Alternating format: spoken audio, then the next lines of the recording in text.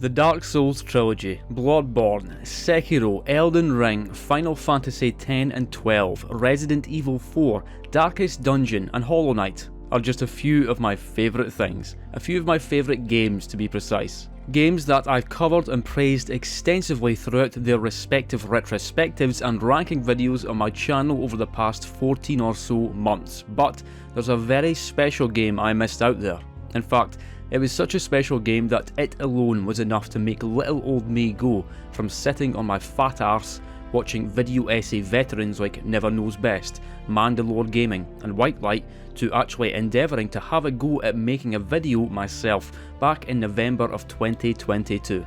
I hadn't written anything particularly creative or analytical since uni, I had no experience with recording voiceovers, and I sure as hell knew nothing about video editing, but even so, the love and enthusiasm I held for one particular game was sufficient enough for me to say, screw it, I'm gonna learn and I'm gonna give it a bloody good go. Folks, that game was Sunless Sea, because Sunless Sea is in fact my favourite game of all time. So why on earth am I making another video on it when I already did one over a year ago?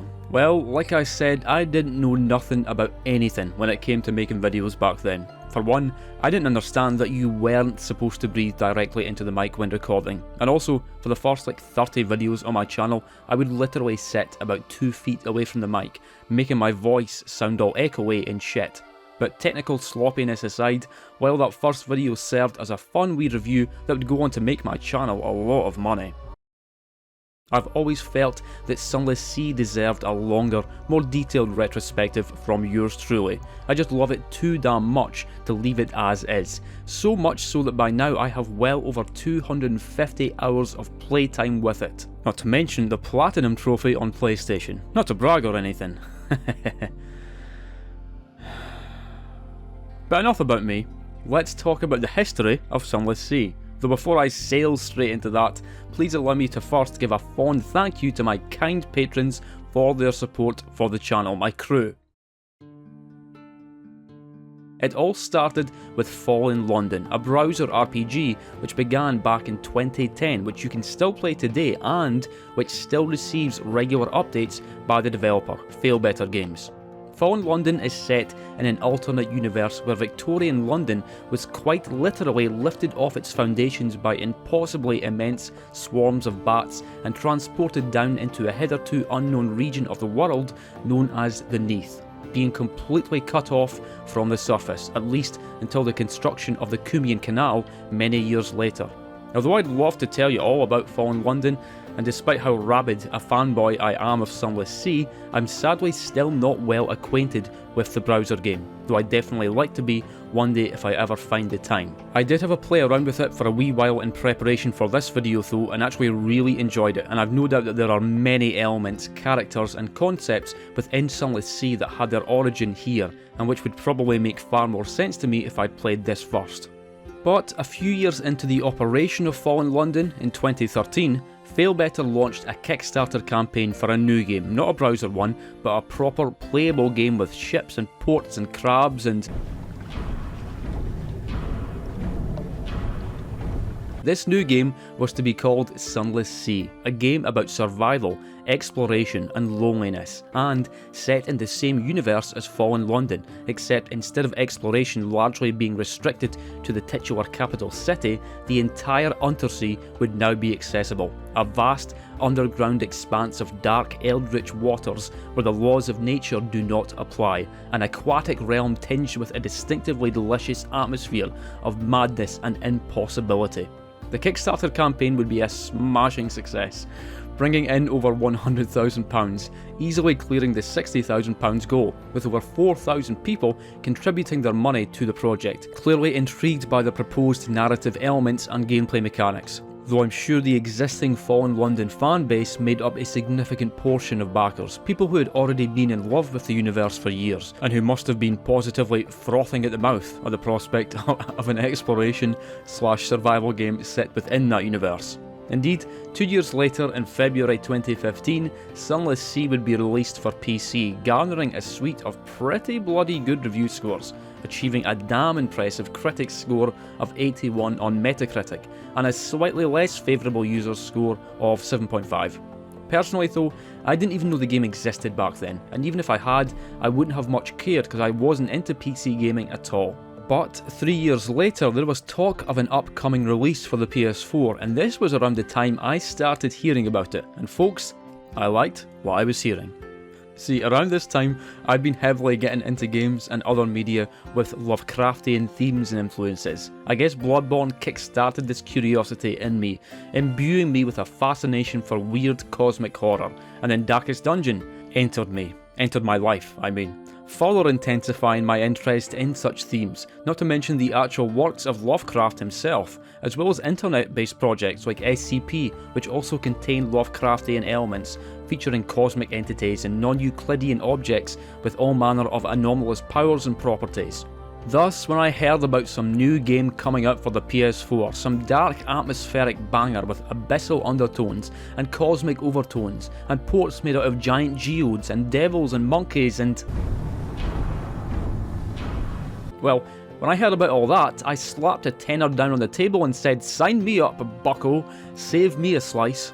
And indeed, upon its release on the 28th of August 2018, I fired Sunless Sea up, and as the game loaded, I dimmed the lights, put on my sailor's uniform, donned my captain's cap, took my sailor's uniform back off again, leaving me completely naked except for the cap, made myself a strong cup of tea, and sat down for a darkly enchanting evening of exploration, storytelling, and who knows what else. Except it was not to be, at least not yet, because I didn't like what I was playing at all. In fact, at no point during those initial 45 or so minutes that I spent with the game was I into it. Right from the start, I was mercilessly assailed with pages and pages of text, rife with confusing terminology, and now the game was telling me to choose my endgame ambition. What the hell does that mean? Doesn't it have a story? And after all the introductory rigmarole, there was a bunch more options and pages that I didn't understand, with strange requests and weird stats and objectives related to locations I knew nothing about.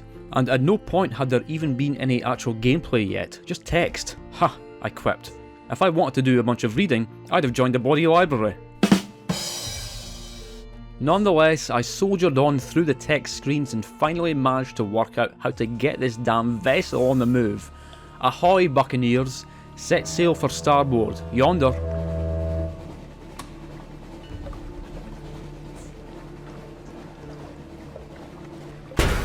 The game hadn't really provided me with any real guidance or direction to travel in, but I decided to tentatively sail north a bit, with a new nearby port coming into view.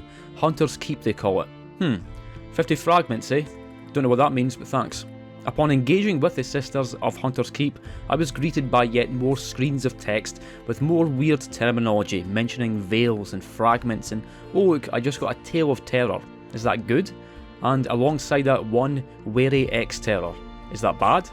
And then a further goddamn list of shit I didn't understand, which frustrated me due to its unfamiliarity.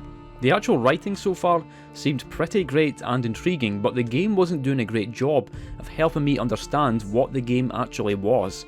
After that, I sailed a bit further north still, coming to blows with a pirate, then a crab for some slow turn-based combat which seemed functional, I guess, but honestly, by this point I was already pretty put off and felt that this wasn't going to be for me. It wasn't the sort of game I was after, and I didn't get it. And so I said, ah well, and shut Sunless Sea off before removing my captain's cap and sitting there in the darkness for a few minutes, naked, with all my evening's plans now ruined. Did I give the game a fair shake? No. Did I make any sort of effort to understand its terminology and mechanics? Certainly not. I simply got a bit frustrated and put off when they didn't immediately make sense to me. After that ill-fated initial expedition, I wouldn't spare the game another thought for over 2 years. I literally forgot it was even on my PS4's hard drive.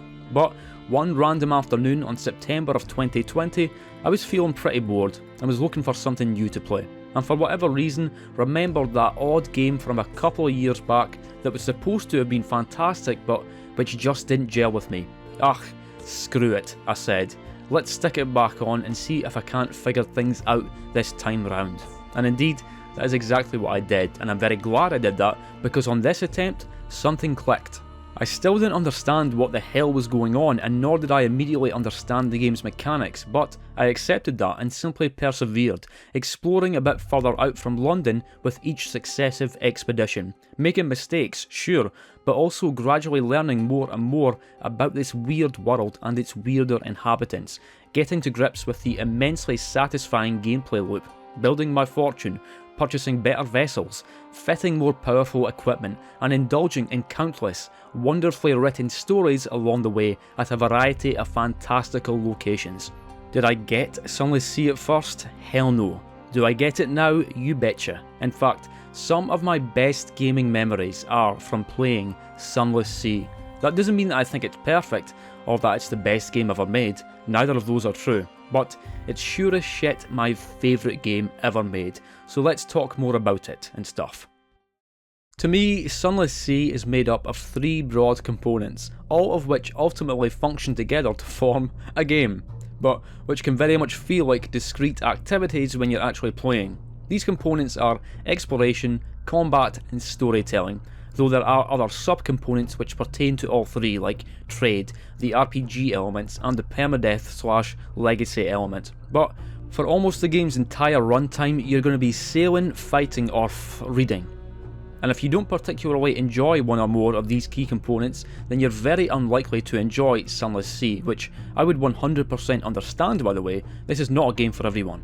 Sunless Sea's initial presentation is quite humble. Of course, this wasn't a big budget title made by some large studio, and that immediately shows with the rather unambitious title screen, followed by a loading screen which literally takes over a minute and a half before the game begins if you're playing on PlayStation, even on a PS5. Now, I'll be the first to say I know nothing about game development. I just play games and then talk about them. But stone me if this isn't a bloody long load screen, but let's not go on about it, eh? Once it does eventually load though, it won't take long for you to get a good idea of the game's visual vibes. An important thing to point out is that other when you're out sailing and doing battles with mega-sized sea beasts, every narrative event is delivered via text at the right side of this journal-styled window here, with an accompanying piece of artwork to the left to provide you with an extra bit of visual flavour so as to better immerse you in the writing. I actually noticed in my very brief stint with Fallen London that some of the artwork for this game was taken from that game, which features similarly drawn flavour images, and these drawings really can vary in colour and character. To be honest, their general style has always seemed a bit too cartoonish for my tastes, especially when you take the vibe of the game into account. Now that's not to say that Sunless Sea is a game that takes itself extremely seriously or anything, because it really doesn't. In fact, it features plenty of light-hearted charm and British wit, though it certainly does pivot into more serious and disturbing territory where appropriate. I think I generally prefer the accompanying text artwork of the sequel, Sunless Skies, to the first game, which is a bit different in style and far more detailed. Though that said, there are some really memorable images here that hold a lot of power over me, in part because of the simplicity of their designs, not to mention the memories I have of taking part in quests and stories associated with these images. Some of my favourite pieces of artwork are those for the Blind Bruiser, Eastival, Irem, and anything related to the Warnflukes, one of the weirdest bloody enemies I've ever fought in a game. Mind you, don't let me poo-poo Sunless Sea's visuals over much, because when you're actually out exploring the Untersee, that's when you get to see the real artwork, starting with Fallen London itself. Sadly, you don't really get to venture into the city beyond Wolfstack docks, but what's here is wonderfully drawn, having a distinctly Victorian style juxtaposed alongside stranger elements, like the red sigil-adorned spires of the Echo Bazaar, complemented by the fungal expanses along the coastlines to the north and south. We are far below ground after all, away from the nourishing light of the sun, meaning that plant life is largely a thing of the past down here, with fungi instead becoming a new dominant source of nature, food, wine and other things. This fungal theme has been incorporated into many locations' visual designs out at sea, like Demo Island with its fungal jungles and towering bulbous mega mushrooms in place of trees. And then you have the Utter Shroom, which is literally one giant purple shroom with a small village situated on top. Though certain places do still feature some fairly conventional forms of plant life, such as the Melting Isles, which exhibits what the game calls parasynthetic vegetation. I don't know what that means, but it sounds cool. The only place in the whole Untersee with anything really having the kind of lush, flourishing greenery found on the surface though is Eastival, a rather remote island located in the distant east, uniquely blessed with a great beam of sunlight through a crack in the roof of the Neath, allowing for photosynthesis in a place where light is largely seen as anathema and even deadly.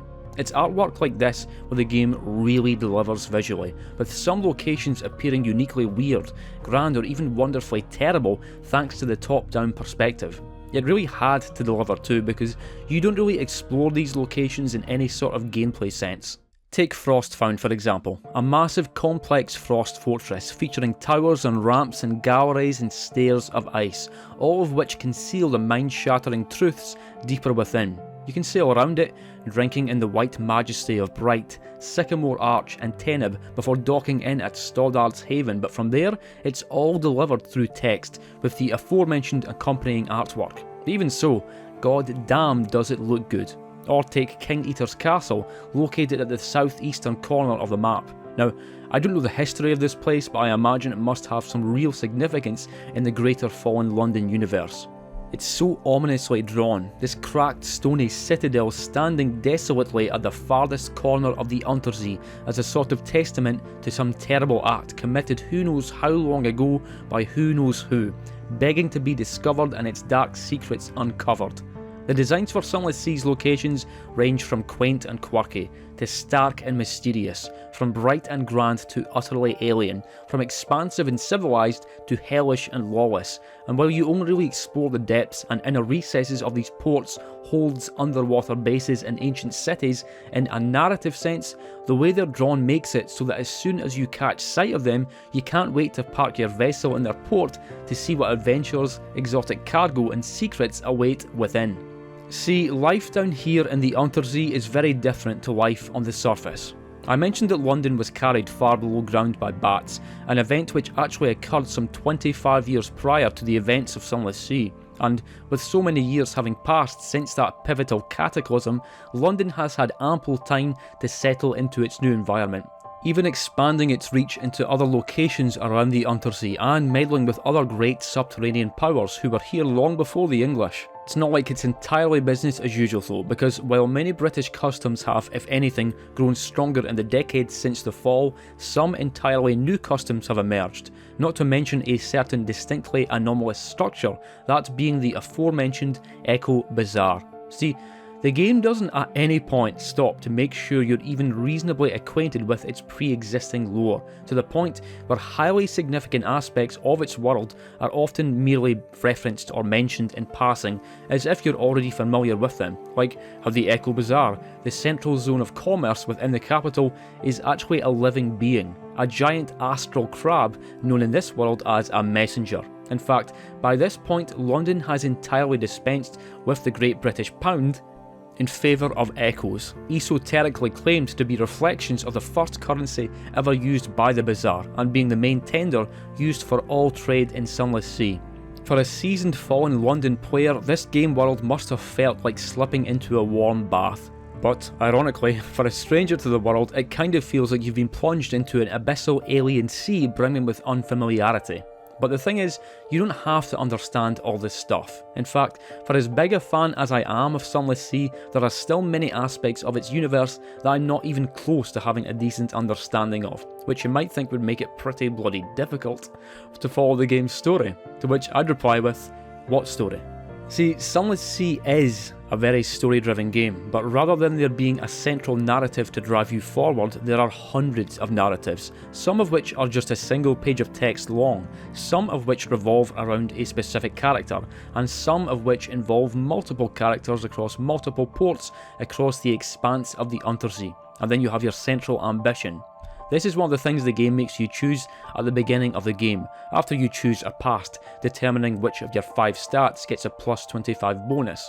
Sunless Sea has 6 different ambitions to choose from for you to aim towards, though only 4 are available from the start, and before the Submariner DLC there were only 3.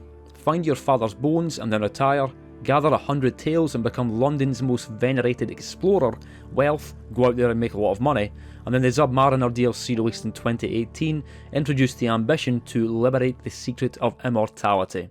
And there are an additional 2 far less straightforward ambitions which are locked off at the start, each requiring a massive amount of time, risk and grinding for resources, which you may or may not consider to be worth the effort depending on how much you enjoy grinding in Sunless Sea, which personally I don't. I originally thought the idea of the game presenting you with a list of endgame conditions to choose from at the beginning was pretty odd, and to be honest kind of off-putting, because I expected a well-tailored plot to hook me in right from the get-go and keep me hooked, like a fish.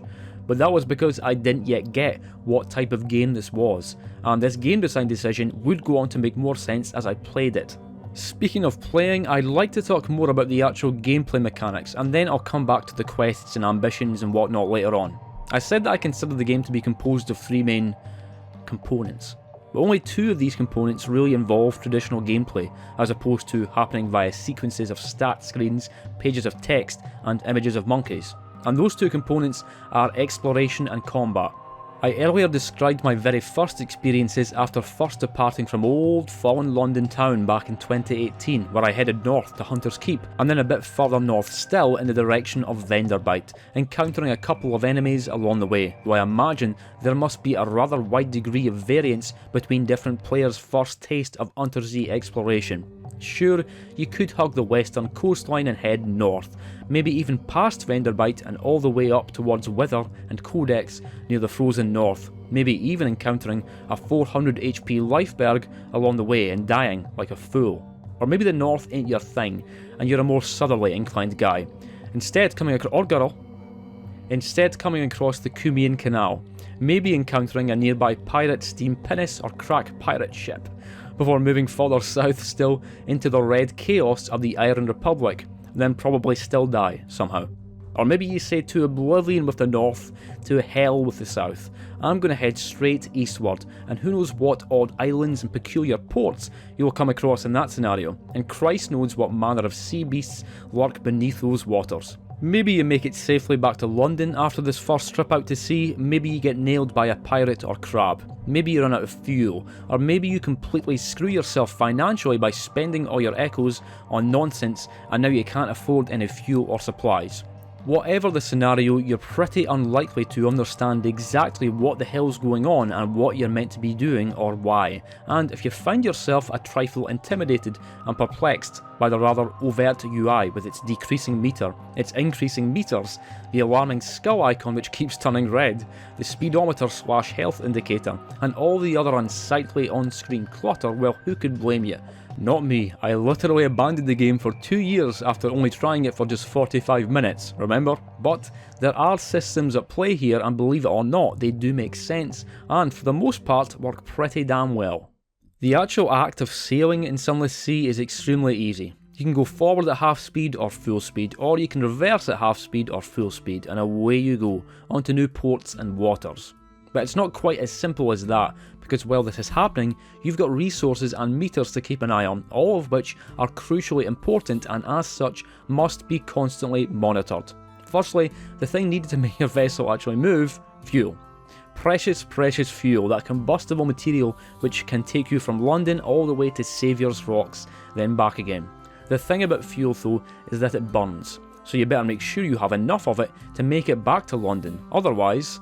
The game does start you off with a decent number of fuel, and due to the very low power of the engine your steamer starts with, your fuel consumption rate is really rather quite reasonable, though later on when you start to eye up more powerful engines, you can get to the point where 10 fuel won't last you very long at all. Furthermore, the Untersea is a dark place, and so you're probably going to want to make frequent use of your prow lamp, which also increases the rate of fuel consumption.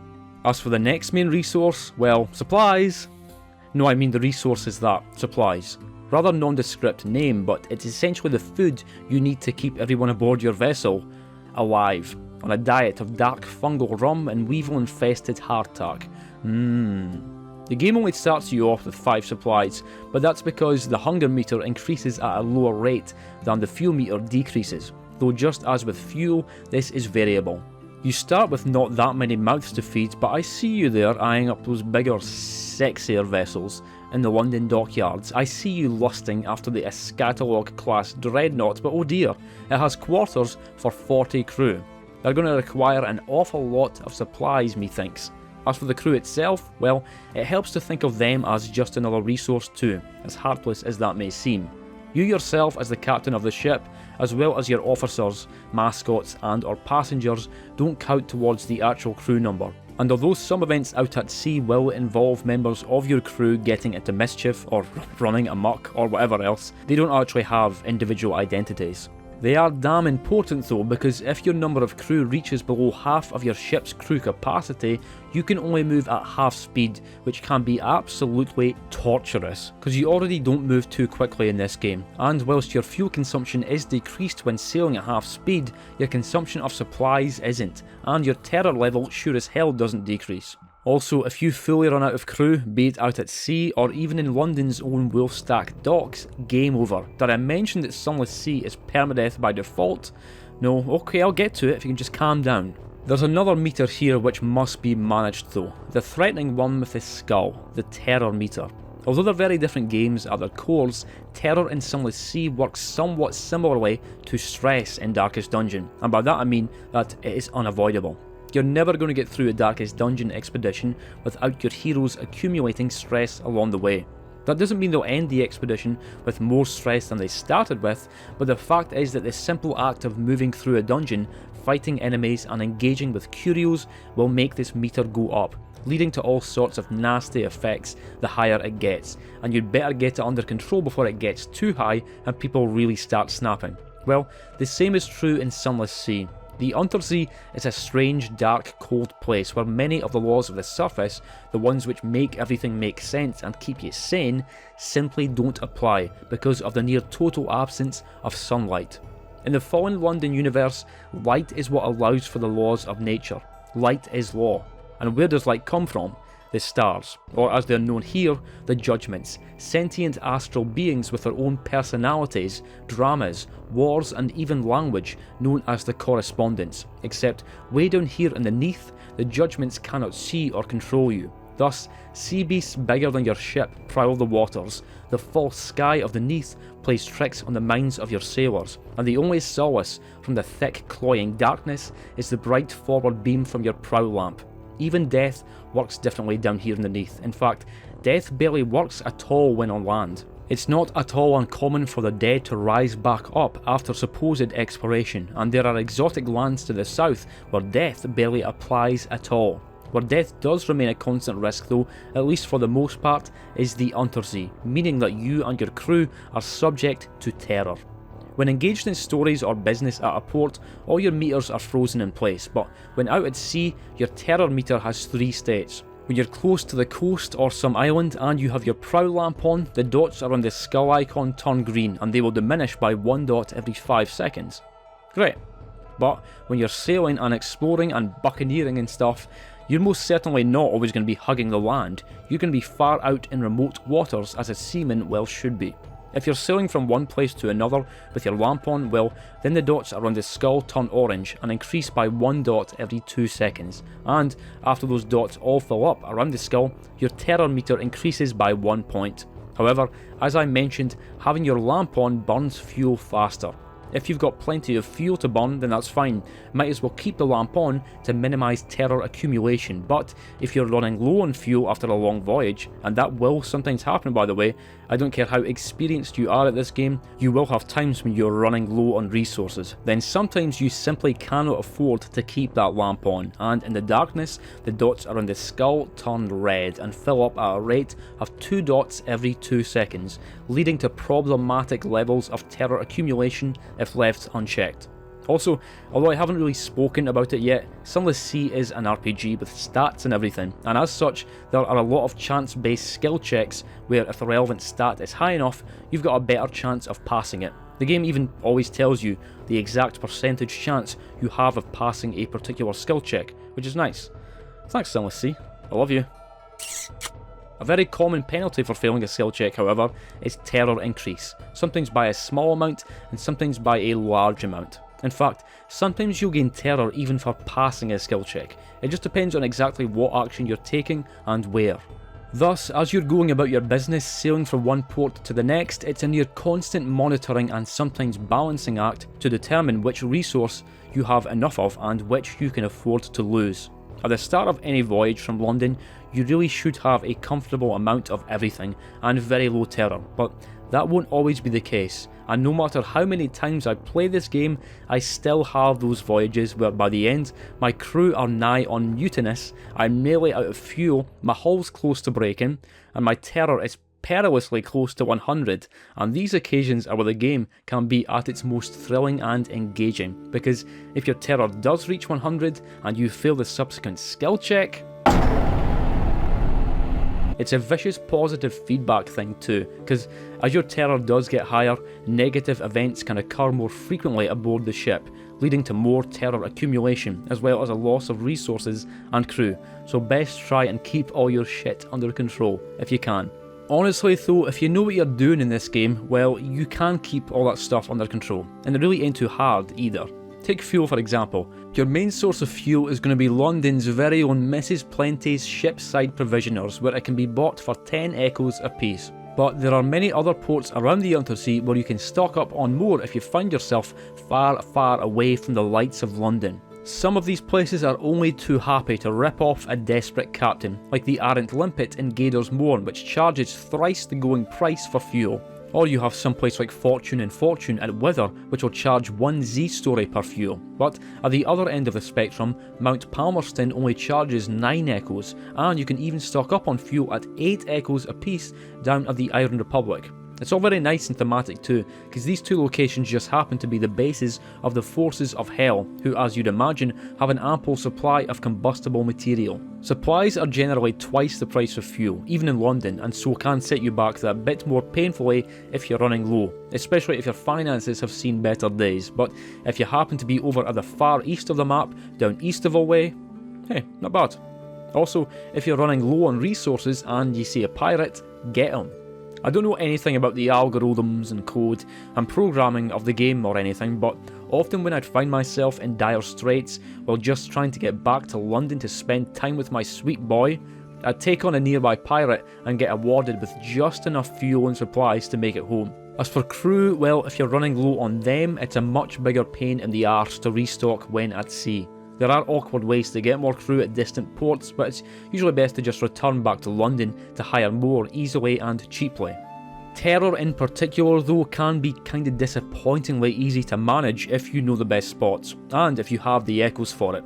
Once you've bought the elegant townhouse or Z-side mansion back in London, you can simply spend 200 or 300 echoes and fix your terror right up. Or, if you're travelling along the distant south coast of the Untersea, in sight of the Mother of Mountains, and find the mood of you and your crew in a grim state, just take a brief excursion to Port Carnelian and visit Murgatroyd's Imperial Tea Shop. 20 echoes to reduce your terror by 5, and you can do it as many times as you want. You can do the same at underwater ports, at Scrimshander and Rosegate if you want, and probably some other places that have slipped my mind. And although I absolutely appreciate this when I'm playing, and I need that precious relief, it also feels kinda lame and cheap that you can be out gaining terror by fighting Lornflukes and literal mountains, uncovering eldritch truths in shadowy forbidden places, and passing over the glaring eye of some vast, unnameable, unknowable titan of the abyss, but then you can just undo all that mental trauma by spam watching an opera, chain smoking an entire pack of cigars, or feverishly drinking mug after mug of delicious English tea. I think this system could have been easily improved by simply making it so that you can only use these terror relief activities once per something awaits you, which by the way is an in-game timer where certain events and activities and ports can only be indulged in once before becoming unavailable until the next something awaits you, as indicated by the bell sound effect and the lamp icon at the bottom left.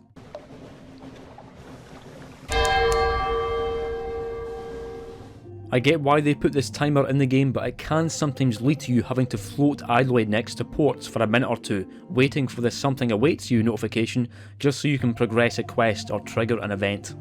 But we haven't yet talked about why the hell we'd want to be out there exploring in the first place, managing resources and witnessing abyssal horrors, though be assured there are several strong drivers. For one, curiosity. I know that sounds rather glib, but I really don't mean it that way. London itself is a very interesting and flavourful location, but nearby there will tend to be other cool looking ports, places like Demoux Island, Abbey Rock, and maybe even the Salt Lions, and seeing locations like this made me really want to see what else was out there to be discovered. Even within the western half of the map, you'll find enigmatic places like Station 3, the Grand Geode, and Codex, and when I'd look at the size of the map, I'd wonder what the hell kinds of places lay further east, and turns out there's some pretty weird shit over there too. I hope you like spiders. Also, an important thing to point out with Sunless Sea's map layout is that it shifts from one playthrough to the next. Some sections never change, like the entire west and south coast, as well as Irem at the northeast corner and King Eater's Castle at the southeast. But the other locations fall within distinct tiles, which can change position, though once you start a playthrough, the position of these tiles are locked in place until you either retire or die and move on to your next captain. The map's layout can really matter too, and quite profoundly affect how easy a time you're going to have making money over the first several hours of the game. For example, if you get really lucky, you could have the Salt Lions situated just to the east of London, allowing you to buy 20 pieces of Sphinx Stone for 200 echoes and then drop it off at nearby London for 500 echoes. In fact, you can even do this 4 times and then get a special, particularly profitable opportunity on your 5th run. Or maybe the Salt Lions are a good deal further to the northwest, meaning that while you can still do these Sphinx Stone runs, they're not as handy or profitable due to the extra time spent moving back and forth from London, not to mention the extra fuel and supplies required to make the journey. Another example is the Isle of Cats, where you can purchase illicit shipments of red honey to be sold off at London for a fat profit. On your map, it might be situated just a bit to the east of the Iron Republic, not exactly close to London, but not unreasonably far either. Or it might be way further east, over by the Empire of Hands, not handy at all. Thus, while there's absolutely a strong element of curiosity and discovery on your first playthroughs when you have no idea what to expect out there, to a lesser extent, you still won't know quite what to expect even if you're on your 10th playthrough, or whether the form of the game will facilitate financial opportunities or difficulties, either of which can lead to interesting and engaging gameplay. Mind you, whatever the larger layout is, there's always one thing you can rely on to incentivise even more daring voyages to ever more distant ports, and that is the marvellous port report system. When you visit a location, be it a new one or an old one, most likely one of the first things most players will do is put together a port report. As captains, our home is in London after all, and whilst there are opportunities to serve other, more foreign and or ominous powers underneath, the London Admiralty is eager for intelligence, for reports of the goings on elsewhere across the Untersee. For most places, writing up a report is as simple as just selecting the option after docking, though others have prerequisite conditions or requirements before you can do this, like how you need a cask of mushroom wine at Saviour's Rocks, and how you first have to thoroughly explore the various islands of the Empire of Hands. These reports are always worth reading, providing great insight into these places, though some are far more descriptive and informative than others. Your captain might be able to glean some useful information from their observations at Venderbite, but places like Codex are by definition a bit too enigmatic in nature to be able to glean much intelligence, though the Admiralty will still pay you all the same, always with some fuel so as to encourage ever greater travel and a modest sum of echoes, with more distant ports being worth a good bit more than nearby ones.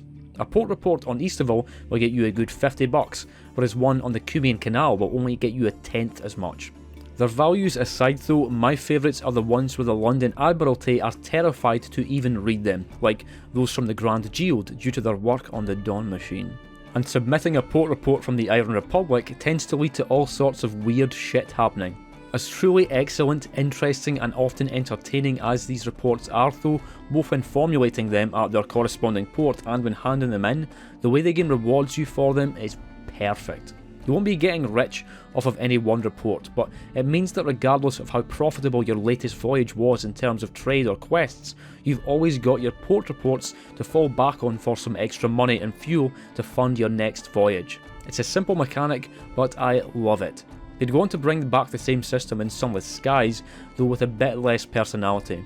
In that game, you just hand back every accumulated report in at once for a lump sum with no report-specific dialogue from the recipient, which is a bit sad. Another fun reason to explore is that you get EXP. Kinda.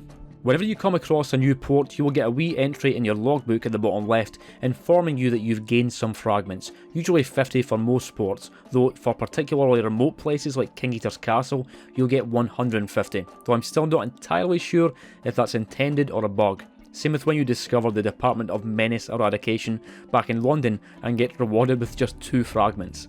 It's not just ports that grant fragments though, because you'll also get them from discovering enemies, passing certain skill checks and from coming across landmarks, and I really love that latter aspect. See, as well as the game's actual ports, there are tons of interesting physical features to be discovered, some man-made and some natural, and these too will reward you with fragments. The first one you're likely to come across is Bad Stevener's Abyss, which is always situated just by London's docks, and then there's also Rowena's Rocks nearby.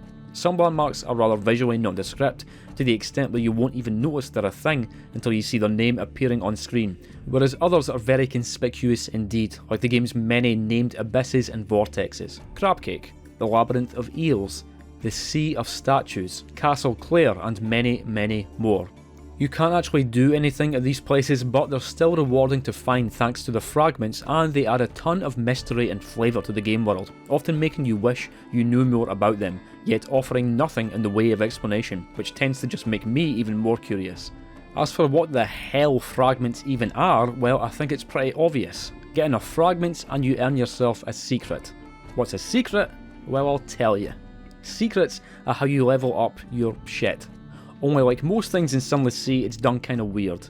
It's pretty fair to look at fragments as experience points, although they can also act as a sort of currency in some places like Mangrove College and Iron. It takes around 300 fragments to gain a secret, although rather than this requirement getting higher the more you level up, like in most RPGs, it actually gets lower, because the higher your page's stat grows, the less fragments are needed to gain a secret. And the more you play, the higher your page's stat is naturally going to grow via various events and quests. And if you chose the port passed at the beginning of the game, you start out with a plus 25 bonus to pages.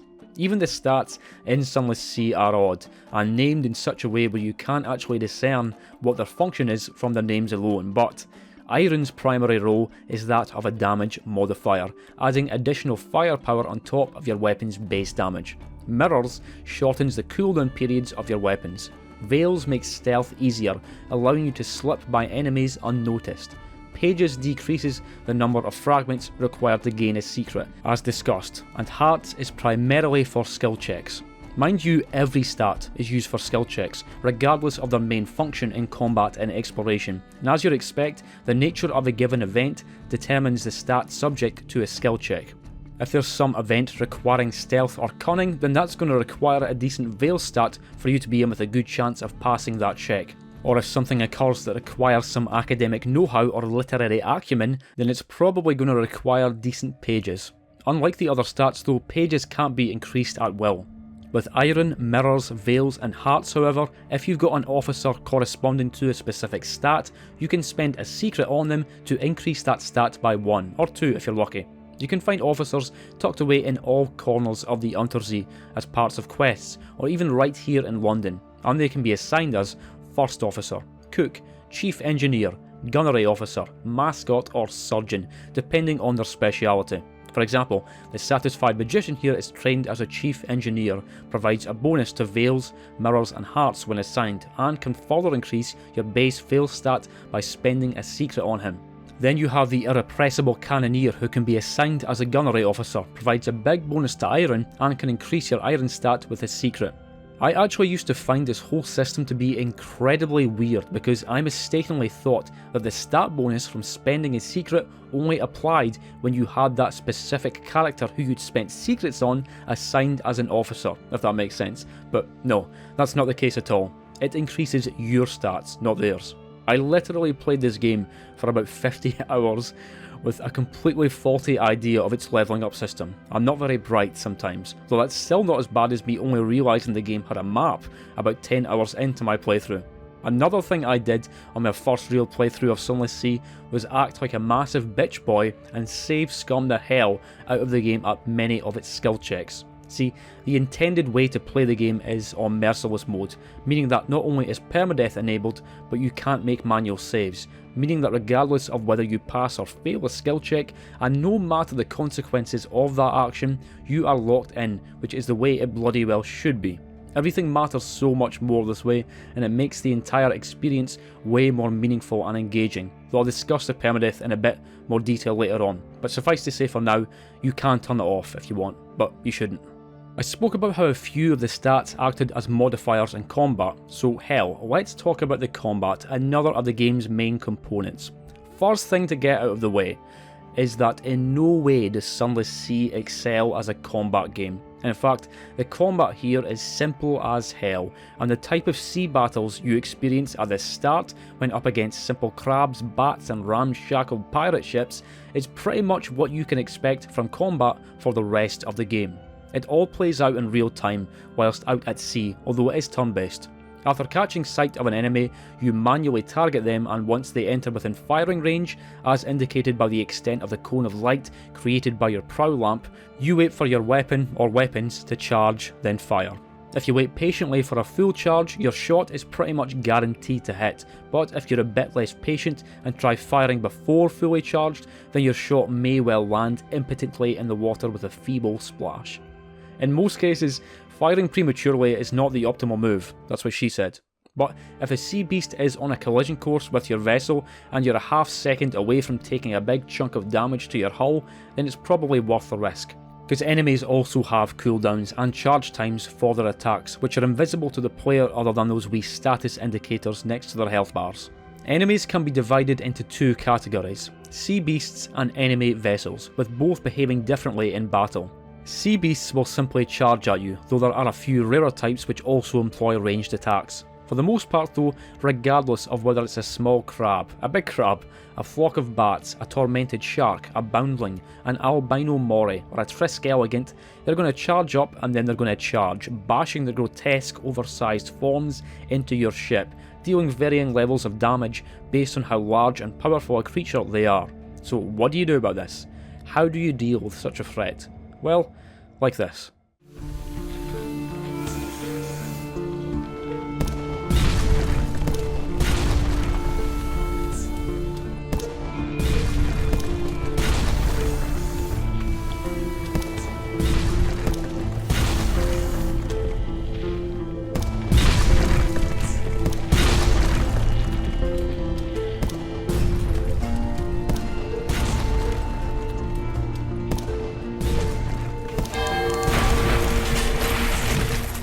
See that tactic? You can employ that for pretty much every sea beast encounter in the game.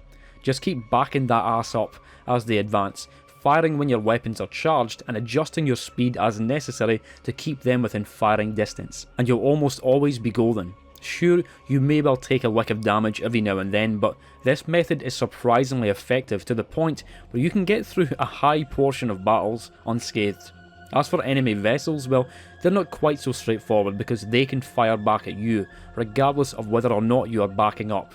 That means that it's far less common to get through such a battle without taking damage compared to the sea beast encounters, but even so, there are still some crafty tactics. A surprisingly effective one is to just sail towards the enemy vessel, because for whatever reason when you do this, they'll often attempt to turn away and sail away from you, rendering them fully vulnerable and largely unable to fire back. And again, just like with the sea beast encounters, there's very little variance in the behaviours of one enemy to the next. Sure, a glorious dreadnought might have far more crew, more powerful guns, and way more HP than a pirate frigate around Corsair's Forest, but from what I can tell, their AI is identical, and all this leads to a very mechanically weak combat system, especially in comparison to Sunless Skies, which actually has some pretty fast-paced and thrilling combat, featuring all manner of monsters and locomotives, with distinct behaviours and attacks, requiring varying methods to counter them. With Sunless Sea though, it's only really enemy stats which vary. The Submariner DLC, whose release coincided with the PS4 version, introduced underwater travel throughout the depths of the Untersea for some of the best content in the game and some crazy, incredibly drawn ports. But as well as this, it also brought in a bunch of new enemies who also have some crazy, incredibly drawn designs. But again, mechanically they're the same as everything on the surface, which seems like a bit of a missed opportunity for some added depth, if you'll pardon the pun. Please let me clarify something though. I like the combat. It's very simple, bordering on brainless, and it's slow, but that doesn't mean it's not enjoyable, because 1. This is Sunless Sea, and the world of Sunless Sea is delightful, and 2. While the mechanics are shallow, the stat and upgrade side of things is still very satisfying. Let's start with point 1 first. The ideas behind many of this game's enemies are great. Your relatively more conventional baddies like the Auroral Megalops, your Bat Swarms and your Pirate Steam Pinnace hardly make for the most interesting presences in the Untersea, though that's not to say that there isn't still some great writing associated with them. Just so you know how much I love the Elder Angler Crab, this image has been my desktop wallpaper for quite some time, and for quite some time into the future shall it remain as such. You will see odd life forms along the western half of the map, like gillifleurs and lifebergs, but the further away from the relative safety of London that you travel, further eastward, that's where you get the weird shit. That's where the crabs start turning blue, that's where the behemoth lurk, yes, that's their actual name, and that is where you will find the Lorn Flukes.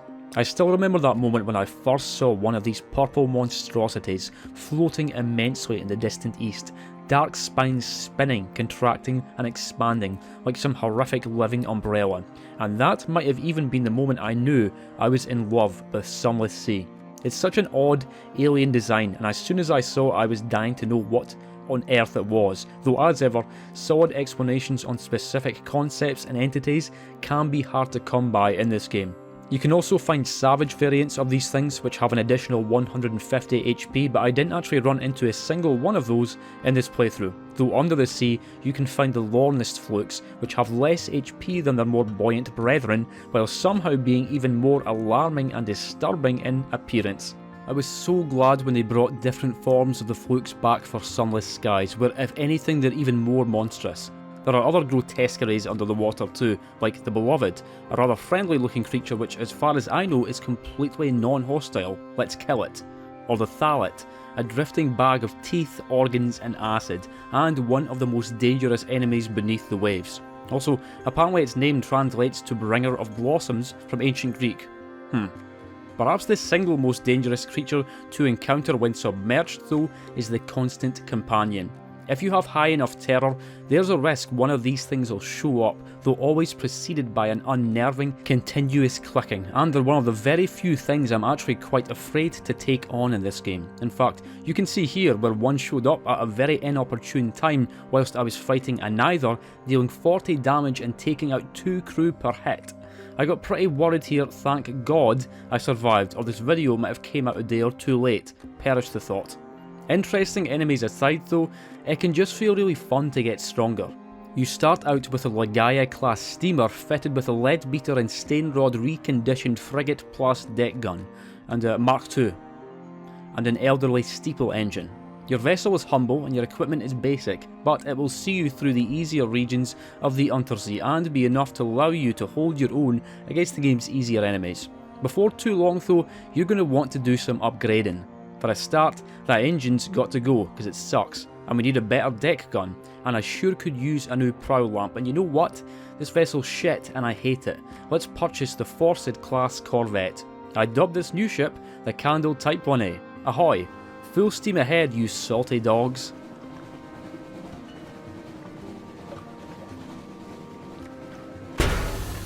With the Corvette, you've got nearly 3 times as much hull and can fit a forward gun too, more than doubling your rate of damage when you take into account the forward guns tend to be more powerful and have better forward range, though with decreased visibility at the sides compared to your deck gun. Seriously, I cannot overstate how much easier combat becomes once you get this ship and another gun. In fact, even though it's at the upper range of the mid tier of ships, it's not like with this thing you can now safely venture into the mid portion of the map and then the next ship up allows you to travel to the distant east. No, you can fairly comfortably go anywhere you want once you get the Corvette. But when you make more money still, get the Maynard class frigate, I beseech you. I dubbed this ship the Candle Type 1B. Avast ye, open the port side starboard and set sail for the sea. There's a great selection of guns, lamps and engines, not to mention vessels, and you'll also come across some less conventional equipment to fit to your ship from time to time. Ship upgrades should be your main money sink until the end game, and it feels extremely satisfying being able to gradually afford better stuff, so as to allow you to stay out at sea for longer and take down more enemies without having to return with your tail between your legs to London to have your hull repaired at dry dock. One of the things I like best about it though is that you really do need to think about which new equipment to buy. Quite a few of them are straight upgrades, but there are trade-offs to consider, and that's especially the case with the actual ships. If you include your starting vessel, there are 7 ships available for purchase, at least at the London shipyards, but personally I only ever make 2 purchases on any one playthrough. Important thing to note too is that you aren't allowed a garage full of ships in this game. If you're buying a new ship, you're losing the one you currently have. After the steamer, the next most expensive vessel is the Lampard class cutter, which allows for a forward gun to be fitted, and which has a weight of only 300 compared to the steamer's weight of 1000, meaning it's way faster. However, it has a hull of only 50, which means you're going to be super vulnerable to the guns of enemy vessels, even if you can't outrun sea beasts, and furthermore, it has a cargo hold of just 30, which is shit. Not to mention a crew capacity of only 5, which is also terrible. Sure, with its low weight it will sail fast as hell even with a crappy engine, which means a low rate of fuel consumption, and with so little crew you're not going to be going through supplies quickly at all. But it's super vulnerable, and if you happen to lose those 5 crew, which can easily be done, either out at sea or at port, game over. That's not to say the cutter is objectively a bad ship or anything, but you have to think about these attributes and consider whether or not they're what you're looking for. For me, I always just skip the cutter and save up for the Corvette with its 200 hull and higher crew capacity. Sure, it's more expensive and double the weight of the steamer, but you feel safe in it, secure. After the Corvette though, the next most expensive option is the Caligo class merchant cruiser, which in my opinion is a big no-no.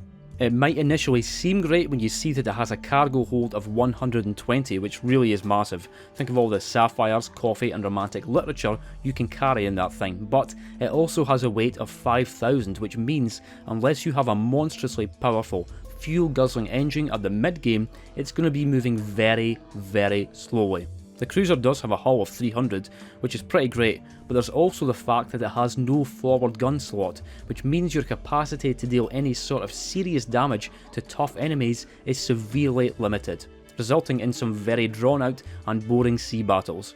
Me myself personally, I always save up for the Maynard class frigate, which I consider to be the best ship in the game relative to its cost, though admittedly I've never tried out the Claddery Heart before. It looks pretty sick, though again, no forward gun slot I see. The frigate has a pretty reasonable weight of 3,000, a massively tough hull at 450, a highly respectable cargo hold at 70, a well balanced crew capacity of 25, and every equipment slot you could want. It's great and not insanely expensive like the next ship up, the Eschatologue class Dreadnought, which costs 30,000 bucks, and which isn't remotely necessary to buy unless you have nothing else to spend your money on, cause with the frigate you can easily take down any enemy in the game. Here's me taking on Mount Nomad near the Chapel of Lights. I had a couple of pretty decent weapons, though by no means were they the strongest in the game, and I beat it with 292 out of 450 hull to spare. I did not break a sweat. Now here's me taking on the Tree of Ages by Saviour's Rocks. I did have one of the best weapons in the game here, to be fair, with the Memento Mori, but regardless, nailed it with 337 hull left, and these two entities are the closest thing Sunless Sea has to super bosses. I think it highlights a flaw with the game's combat, that being that it's too bloody easy, though that strangely doesn't really feel wholly intentional. It's like there was a numerical error somewhere that set all the stats a bit off balance in favour of the player, and the result is that even by the mid-game, I can fairly comfortably take on most of the game's fiercest beasts. The sense of progression is still very real and very enjoyable, but once I get the Corvette and a decent forward gun, further upgrades feel far more like indulgences rather than necessities. That's not to say that there aren't still tense moments, though these very rarely occur during one-on-one battles, but rather when another enemy joins the fray, or if there's an additional piece of geometry or environmental hazard affecting your mobility and combat potential, like fog, which makes your prow lamp useless, the blizzards of the north, which slow your engine down to half speed, and the wax winds by the south coast, which have the exact same effects as blizzards from what I can tell, except yellow. Of course, I've been talking about fancy engines and mighty new vessels here, but to get all this stuff, you first need echoes, with money being perhaps the most significant incentive for why you're out there doing anything in the first place, tying into exploration, combat, and the storytelling and quests. I've already covered the port report system, but it alone really isn't going to make you particularly rich. Sure, if you add up all the echoes earned from handing in reports throughout a whole playthrough, it would add up to a tidy sum. But these rewards are more there so that you're never truly screwed after a voyage, and always have some fuel and a bag full of echoes to buy more supplies for the next trip. The real money is earned through several other means, and one of the most basic and repeatable ways is through trade. London shops aren't just for buying fuel and supplies and engines and guns, it's also where you can sell exotic cargo, desirable items like scintillac, zoop, sapphires and more. But where the hell do you get all this stuff? Where do you get zoop? What is zoop? Well, I don't know actually, but you get it out at sea as rewards for taking down sea beasts from the claimed cargo of enemy pirate ships, as rewards for completing quests, or you can just buy stuff at other ports. A barely profitable example would be Devilbone Dice, which you can purchase for 19 echoes per unit at Mount Palmerston and then sell for 20 echoes per unit back at the Wolfstack Exchange in London. Really not worth doing at all, to be honest, but then you have casks of sapphires which can be bought for 86 echoes at the Sapphire Exchange in Port Carnelian, and then sold off at Uncle Ankle's Lean Place and the Chelenate for 99 echoes apiece. Doesn't really sound like a massive profit, but if you're buying in bulk, and especially if you happen to be heading in that direction anyway, it's a simple, inexhaustible method of making money. These are pretty basic examples though, because you can absolutely get deeper with it if you really want, picking up trade goods in one location, exchanging them for something else at another, and then selling halfway across the Untersee to somewhere else and selling them off there. It's not just echoes that shops deal with either. Not every port has a shop, but most do, and many even have multiple shops with different specialties. If you go to Port Carnelian, for example, you've got the dockside market to stock up on your basics, and then the Sapphire Exchange where more expensive goods can be bought and sold. But if you head up to Irem at the northeast corner of the map, it sells highly unconventional items at its 3 shops at highly unconventional prices, requiring things like tails, fragments, secrets, extraordinary implications and more. There are other ways to get many of these items, but if you can't be arsed and want to pay a premium, you can always just get them here. The basic idea with trade is that different ports around the Untersee have different exports and imports, and you can use this to your advantage, planning long voyages around the map, optimizing your route, taking on a few enemies along the way for more potential rewards, and then selling off all your cargo at the port where it's most profitable. To be honest though, you really don't need to go too hard with the wheeling and dealing until perhaps the mid to end game, if at all, because there are other more interesting ways to make money, and furthermore, your cargo hold won't be big enough to hold significant amounts of goods until you buy the frigate or the cruiser. Though don't get me wrong, I love the idea of this game's economy and I actually prefer it somewhat to the bazaar system from Sunless Skies. A ton of your money will still come from selling rare cargo, but for the most part that cargo will come from defeated enemies and quest rewards, though another significant source of income is the Alarming Scholar. She won't be available right from the very beginning, but once you find an outlandish artifact and earn a secret, you can get access to the university and pay him, a visit. And a good thing too, because this is where the game's other trade system occurs. If you haven't worked it out yet, Sunless Sea is a weird game. I've talked about the trade items, most of which are strange and unfamiliar in some way, but in addition to your physical goods, stories, truths and secrets carry an immense power underneath. It's why you can raise your stats by spending a secret on an officer, and it's also why the alarming scholar will pay for your Z stories, memories of distant shores, visions of the surface, etc. Oh, by the way, speaking of the surface, it still exists in this universe. In fact, you can literally go there, to Vienna and Naples, and you can sell coffee and catch sunlight in a box, and even work towards an anarchist revolution in London. How many other games let you do that? Back to the scholar though, basically any of your really weird items or metaphysical possessions can be sold off to him, her. I haven't done the math, but I'm sure at least half of all my earnings throughout any playthrough must come from the university from selling searing enigmas, captivating treasures, and outlandish artifacts, which again are obtained from quests and enemies. In fact, on this playthrough I even managed to get a captivating treasure after beating an Alcaius class corvette, which I was pretty sure wasn't actually possible, but I guess it is. These babies sell for 1,000 echoes a pop, though short of getting lucky, the game's many quests are a far more reliable means of getting a hold of these especially valuable curios, which brings us onto the other main components of the game. I spoke about Sunless Sea's ambitions earlier, those being the endgame conditions where you have officially won the game in a sort of sense, and these are the closest things the game has to main stories, but honestly, you can't completely ignore them because they're not really the point of the experience. It's difficult to go anywhere for very long in Sunless Sea without picking up several things to do. Sometimes you'll get into a wee story at a port and can finish it there and then, perhaps requiring a skill check or two, or maybe even requiring a specific item which you may or may not have at that time. But on other occasions you'll encounter a quest that has you going back and forth to different ports, progressing the story each time until its conclusion, where you'll usually get a reward, which could be anything from exotic cargo, a curio or treasure for the scholar, fragments, secrets, or all of the above. The Wistful Deviless quest at Mount Palmerston is a good example. One particularly unnerving aspect of life in the Neath is that hell itself has a presence here, and not only hell, but devils, red-eyed beings who for the most part look and speak like humans, but which are ultimately devils, with a literal thirst for human souls, and a taste for cruelty. Mind you, pretty much all the ones you actually meet are quite pleasant, though always with an edge to their polite words and demeanour.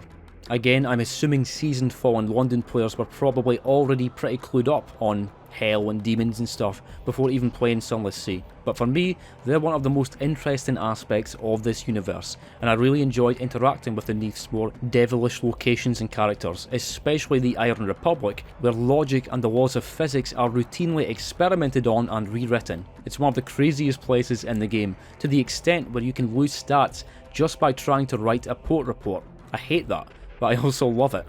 Hell even has an embassy in London itself, though the relationship between the two powers used to be far more fractious. In fact, there was a war between London and Hell which London ultimately lost, and after that point the two powers began working together, with Hell being the main source of London's fuel, while London supplies their devilish neighbours with crates of human souls.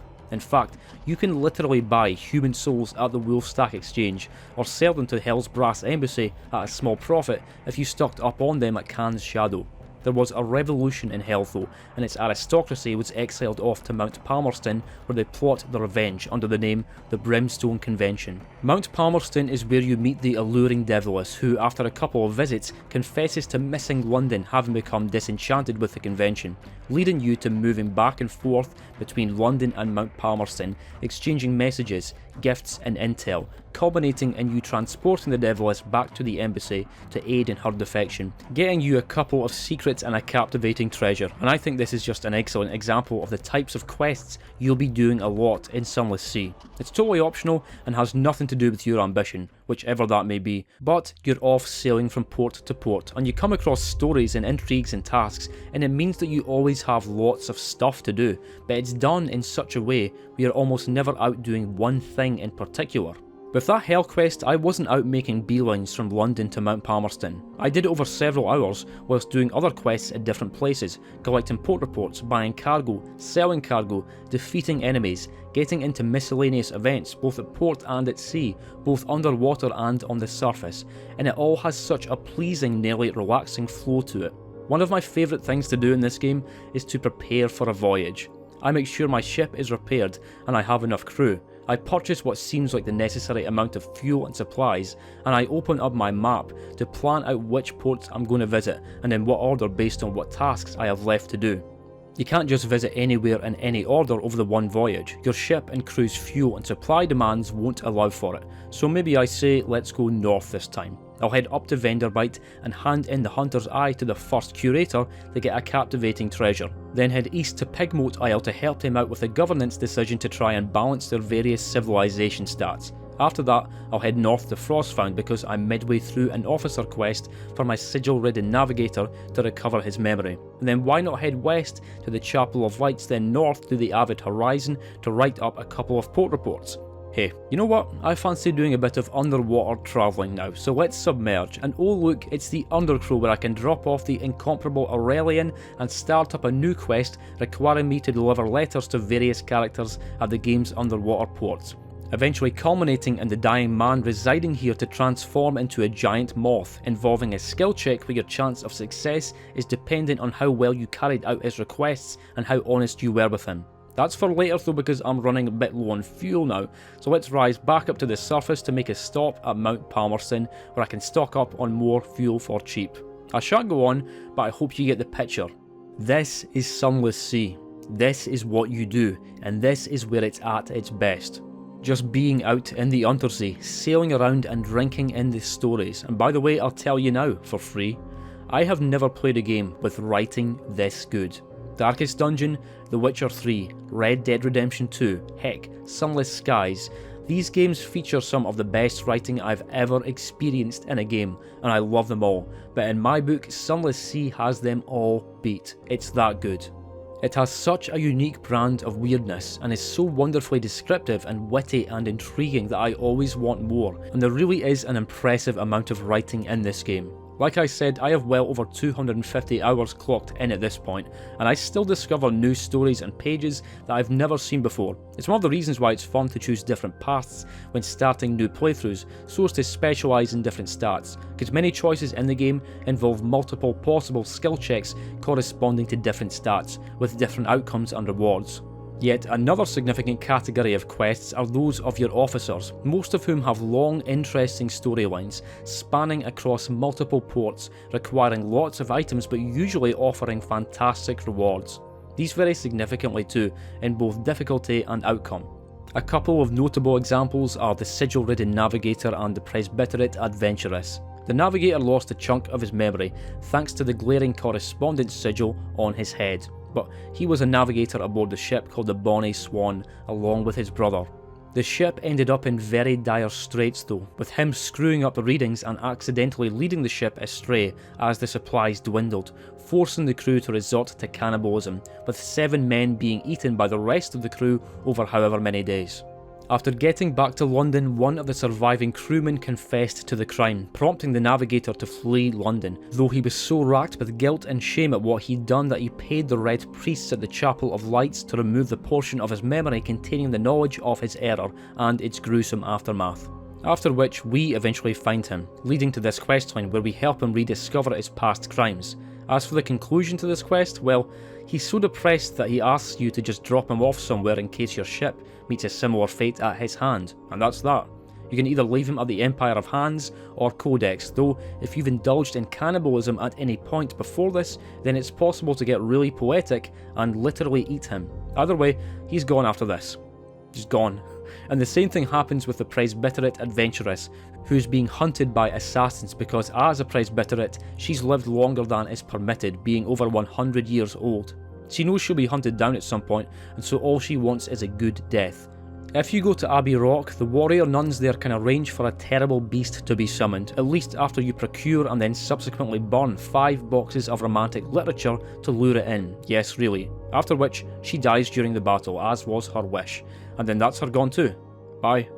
You cannot get these officers back, but their stories are well worth experiencing, and there are other officers who can take their place who may offer similar or even better stat buffs. These two are outliers though, because the rewards usually involve the officer in question undergoing some sort of awakening or transformation as such, providing you with much better stat buffs, like how the Haunted Doctor becomes the Determined Doctor after you rekindle his anarchistic tendencies at Khan's shadow, and how Maybe's daughter becomes Maybe's rival after you discover the location of her mother and then take her back to London, where she descends below the bazaar into its pale sea of tears. All sorts of weird shit happens with these weird characters.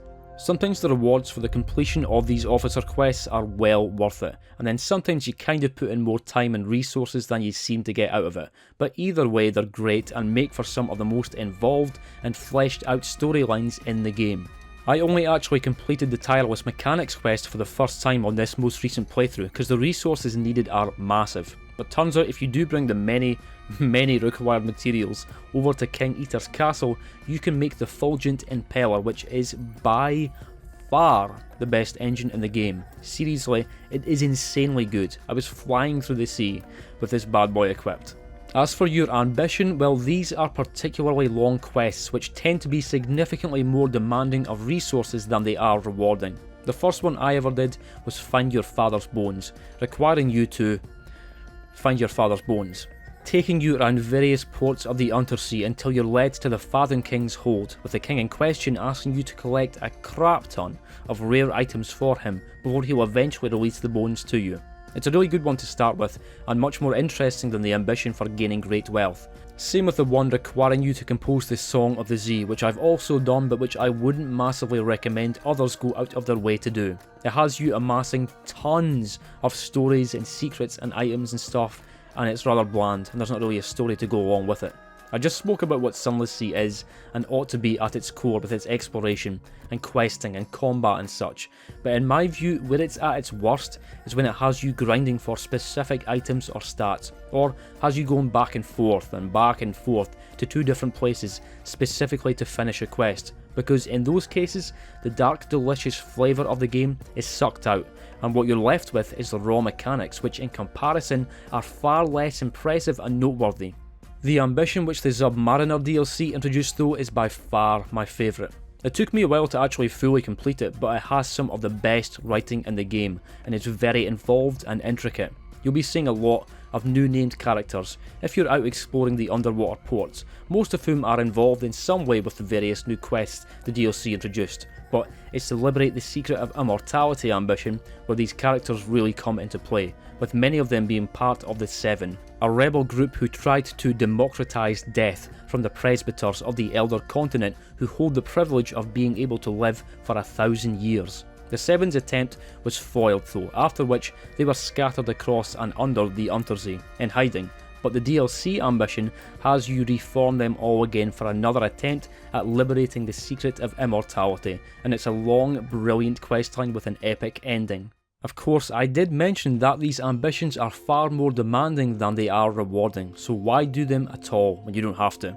Well, I guess now we can get into one of Sunless Sea's main features, Perma-death and Legacies. Right when you start the game up, you're greeted with a message saying explore, take risks, your first captain will probably die, later captains may succeed, and indeed, by default, Perma-death is turned on, meaning that regardless of whether you starve to death, run out of oxygen beneath the waves, get rammed to oblivion by a sea beast, get obliterated by enemy cannons, or have a bloody heart attack from your terror reaching 100, you're done. Doesn't matter if you're 1 hour into a playthrough or 50 hours. This is the intended way for the game to be played, though funnily enough, the game is designed around strategic dying or retiring. When you do die, you can carry certain perks over with you to the next captain, retaining some of your stats, echoes, an officer, etc, though for God's sake don't be fooled into picking the correspondent option. It causes the world's layout in your next playthrough to be the same, and you'll even keep your map so that you'll know exactly where every port is right from the start, which sounds great, except one. Because everything's already discovered, you don't get awarded any fragments for finding them again, which means significantly less secrets and stats for you. And 2, a lot of the fun with any new playthrough is gradually discerning the world's layout. The correspondent option sucks, and I don't like it. To be honest, every option here sucks, and this is one of the most common criticisms I've heard about Sunless Sea, that it's way too punishing when you die. The game encourages you in plain text to take risks and that death is okay, but if after 6 hours you do make a sequence of errors and snuff it, your next captain gets almost nothing. You can't even pass on your ship.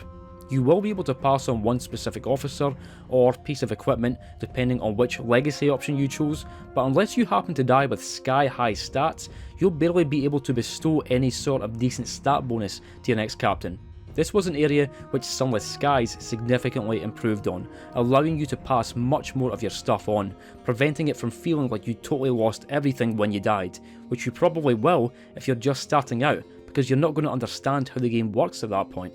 See, yet another criticism of Sunless Sea that I've heard quite a lot is that it's way too difficult, but it's not. In fact, it's really easy as long as you understand it, and as long as you prepare adequately.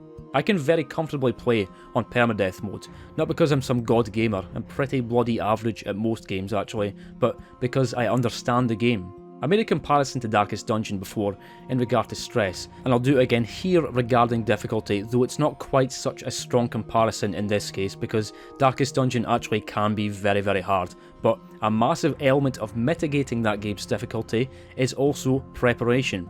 If you know the most effective party compositions to take into specific regions, and knew how many bandages or anti-venoms or whatever else were appropriate for a particular expedition, be it into the Weald or the Warrens, and all the other steps you could take to manoeuvre through the game's systems and mechanics before even setting foot in a dungeon, you stood a significantly better chance of making it to the end of an expedition with all your heroes alive. And I'd say much the same about Sunless Sea, where knowing is half the battle. I'm rambling though.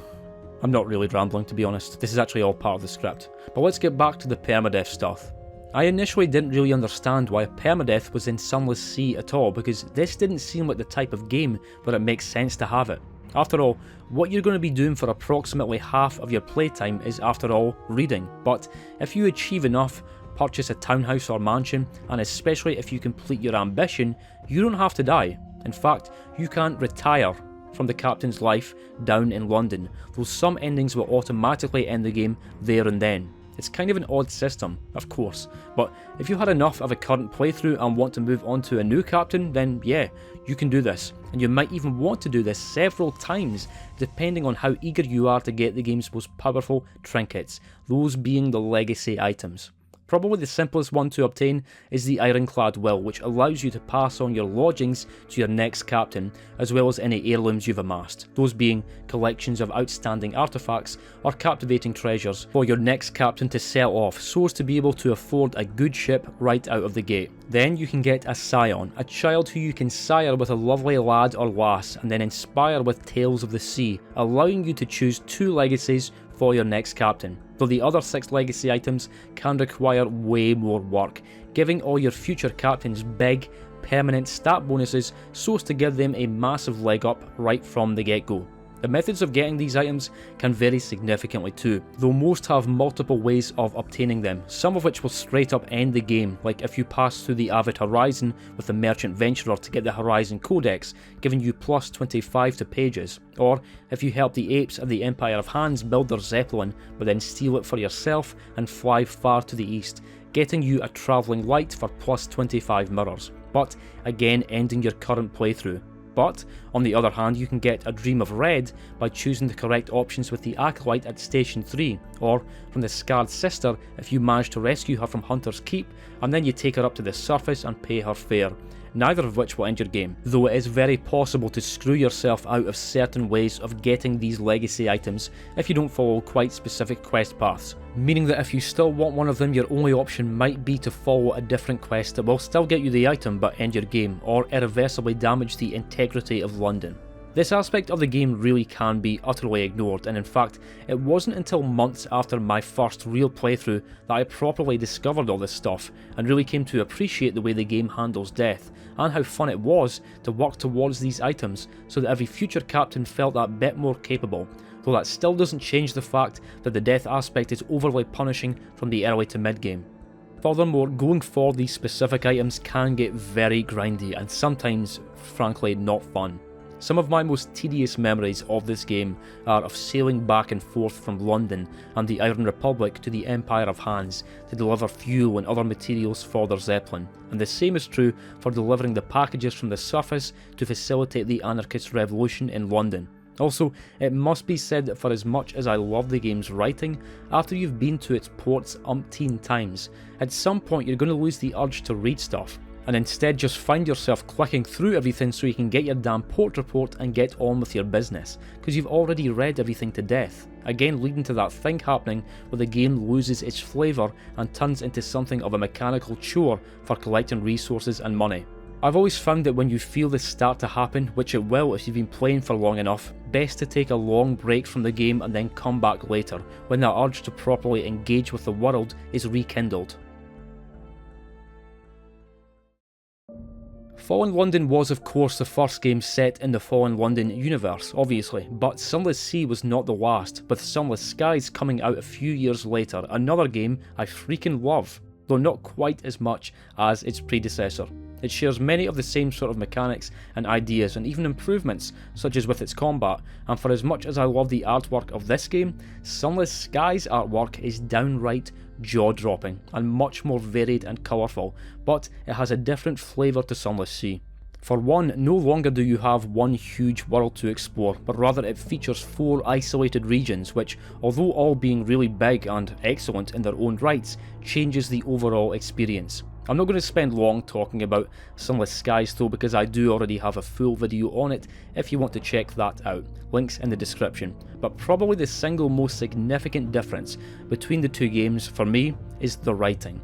I wouldn't go as far as to say Sunless Skies' writing is really worse than Sunless Sea's, but it is different, with the main reason for this being the departure of the lead writer, Alexis Kennedy, who, as I understood it, was very much the driving force behind the writing featured in Fallen London and Sunless Seas, compared to Sunless Skies where there was much more even contribution from different members of the Fail Better team, leading to a different narrative tone which, while still being excellent, feels brighter and more cosmic compared to the abyssal wit of Sunless Sea. As for Kennedy's later work, well, he formed his own studio called Weather Factory, which released Cultist Simulator in 2019 and then Book of Hours in 2023. You might think I'd be all over these two games due to my love of Kennedy's writing, but in fact, I don't think I've ever been as confused when playing a game as I was when I tried Cultist Simulator. I've tried to get into it on 3 different occasions now, and every attempt ends up the same. It ends up with me scratching my head and wondering what the fuck I'm supposed to do and what I'm even playing. And Book of Hours looks like much the same sort of thing, and so I never even bothered picking that up. That said, I am eager to be convinced that I'm wrong and that I should give Cultist Simulator another shot, so feel free to try and convince me down in the comments. Fail Better Games would go on to release Mask of the Rose in 2023, also set in the Fallen London universe, except a completely different style of game to the Sunless series, instead being a visual novel dating sim. I actually got a free review copy of the game from Fail Better prior to it coming out, which I then did a review on, but suffice to say it wasn't my kind of thing at all. It's set not long after London fell into the Neath, which is really cool, and it features some great writing and lots of references to the Fallen London universe, of course, but it's just a very particular sort of game and not at all for everyone. Though if you like graphic novel type games, you might just love it. As it stands though, there's no news of any more Sunless games coming out in the foreseeable future, but god damn it, I want it so much. Another such game set in this universe would be a dream come true for me. Please Fail Better Games. Please.